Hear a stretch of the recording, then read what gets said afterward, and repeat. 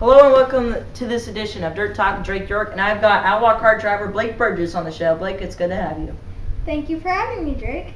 Today's show will be presented by Pedersen's Motorsports and Pappenhausen Automotive. So Blake, what was your introduction to the sport of racing? Well, my first race was when I was 9 days old. I was introduced to racing from my mom, my dad, and my uncle. When did you start racing and what class? I started racing in beginner box stock when I was 4 years old. So how do you balance school and racing? Because, at this age you still got to go to school and you drive the race car on the weekends, but Yeah. I know sometimes your parents take the car away when you don't get good grades. So how do you balance that? Well, if I don't get all my work turned in that week, I can't race. When I do, I can race. Yeah, it's kind of how it was for me also, so kind of similarities there.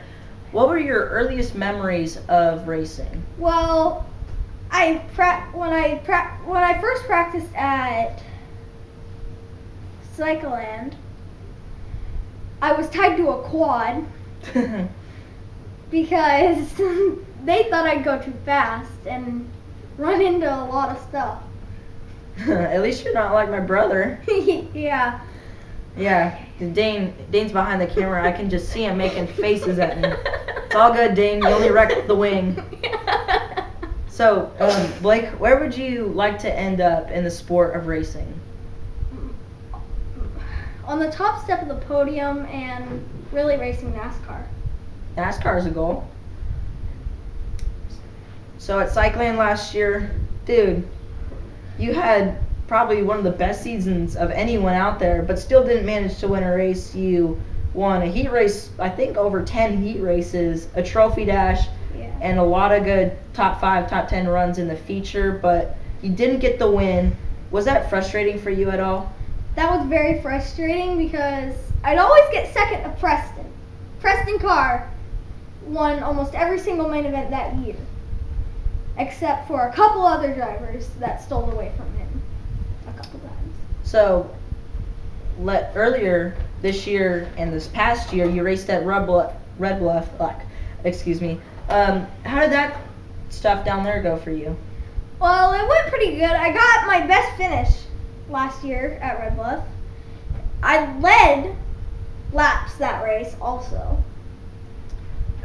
Last week you ended up at UC Davis. What happened there, Blake?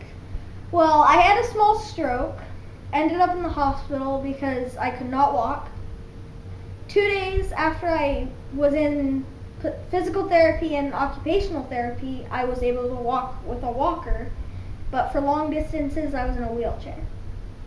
What was that recovery period like for you, Blake? Well, like I said, after 2 days of physical and occupational therapy, I was able to walk with a walker. Now I'm able to walk on my own. I have to have someone to watch me though. You beat the discharge date from UC Davis. How determined were you to get out of there? I was very determined to get out of there. I wanted to be home. I wanted my mom's cooking because hospitals isn't very good. I was just about to ask that. So hospital food's not good there? Nope. Oh.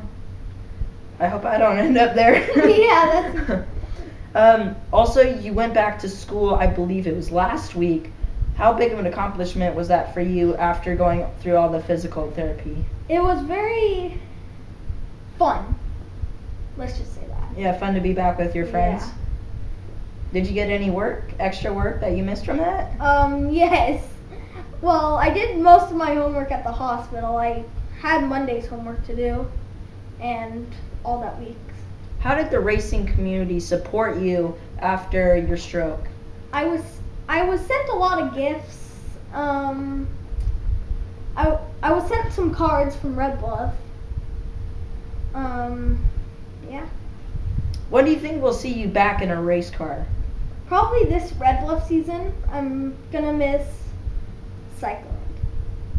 What is your favorite track and why? Well, for motocross, it'd be Tallahassee, because a lot of people like that track, and a lot of people race there. It's my favorite track.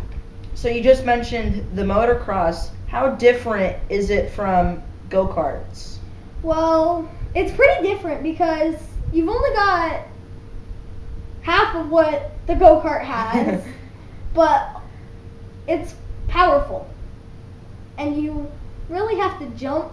In go-karts, it's just an oval track. Yeah, just sitting down pretty much, compared to the jumps on a motocross track. And there are also left and right turns. Yeah.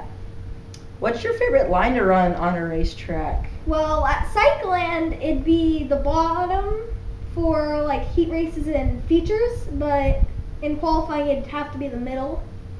And for Red Bluff, it's any line really.